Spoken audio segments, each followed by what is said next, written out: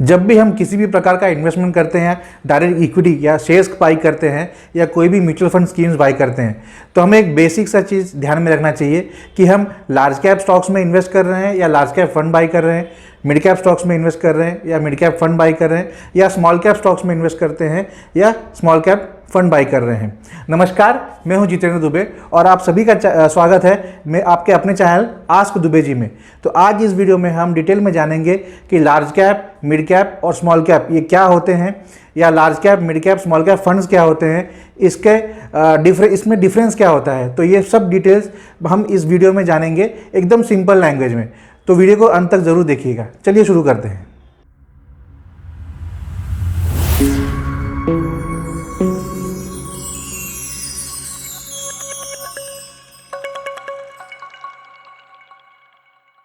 SEBI security exchange board of India ने एक criteria develop किया है।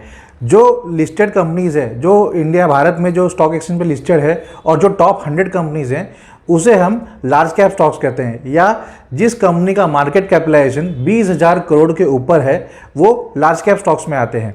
और जो भी म्यूचुअल फंड जो स्कीम्स होते हैं जो इन ही कंपनीज़ में इन्वेस्ट करते हैं, या उनके जो पोर्टफोलियो है या उनका जो स्कीम है वो सिर्फ ये लार्ज कैप स्टॉक्स में इन्वेस्ट करते हैं, उस फंड्स को हम लार्ज कैप फंड्स कहते हैं। मिड कैप फंड्स ये होते हैं कि जिन कंपनीज का जो टॉप 100 के नीचे, मतलब 101 से लेके 250 तक कंपनी जो रैंकिंग में आती है उसे हम मिड कैप स्टॉक्स कहते हैं, या फिर उनका मार्केट कैपिटलाइजेशन 20,000 करोड़ से नीचे और 5,000 करोड़ के ऊपर होता है। यानी कि 5,000 करोड़ से लेके 20,000 करोड़ की मार्केट कैपिटलाइजेशन की जो कंपनी होती है वो मिड कैप कंपनीज का कहलाती है। और जो म्यूचुअल फंड के स्कीम्स सिर्फ इन्हीं कंपनीज में इन्वेस्ट करते हैं उसे हम मिड कैप फंड कहते हैं। और लास्ट में आता है आपका स्मॉल कैप।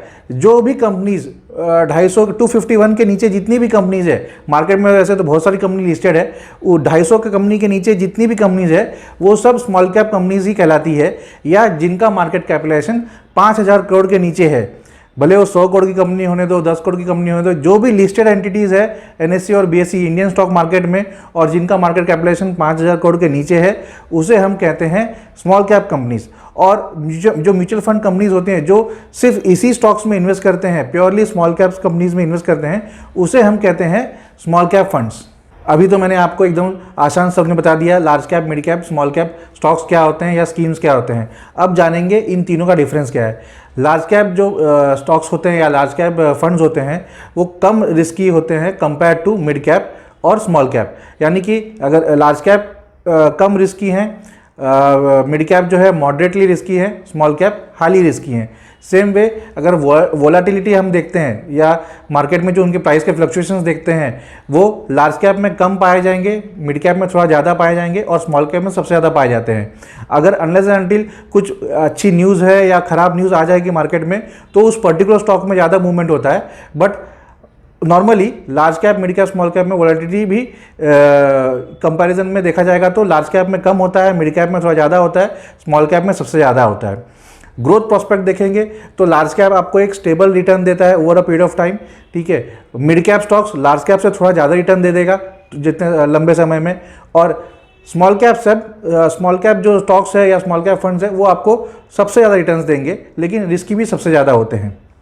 अगर हम लिक्विडिटी की बात करते हैं या जब भी आपको अपना माल बेचना है या म्यूचुअल फंड स्कीम सेल करना है, अगर उसके ऊपर बात करेंगे तो लार्ज कैप स्टॉक्स में आपको ज़्यादा लिक्विडिटी पाई जाएगी, मतलब आप कभी भी स्टॉक्स बाई कर सकते हो और बेच सकते हो।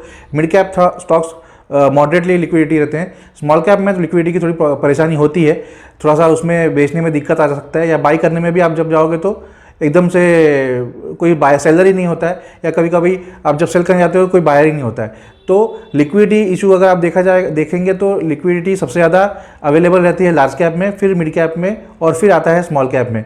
अब आपको कौन सा स्टॉक्स बाई करना चाहिए या कौन से फंड में इन्वेस्ट करना चाहिए, ये पूरा डिपेंड करता है आपके रिस्क एपेटाइट में या आपके रिस्क टेकिंग कैपेसिटी में, या आपका जो इन्वेस्टमेंट हॉरिजॉन है या जो आप इन्वेस्टमेंट का समय देना चाहते हो कितने समय के देना चाहते हैं, ठीक है। अगर आप एकदम रिस्क नहीं लेना चाहते हो और आपको स्टेबल रिटर्न चाहिए, लेकिन हाँ एफडी से ज़्यादा रिटर्न चाहिए, मार्केट में आपको इन्वेस्ट करना है, तो मैं कहूँगा कि सबसे बेस्ट है आप लार्ज कैप स्टॉक्स में इन्वेस्ट कीजिए या लार्ज कैप फंड में इन्वेस्ट कर दीजिए।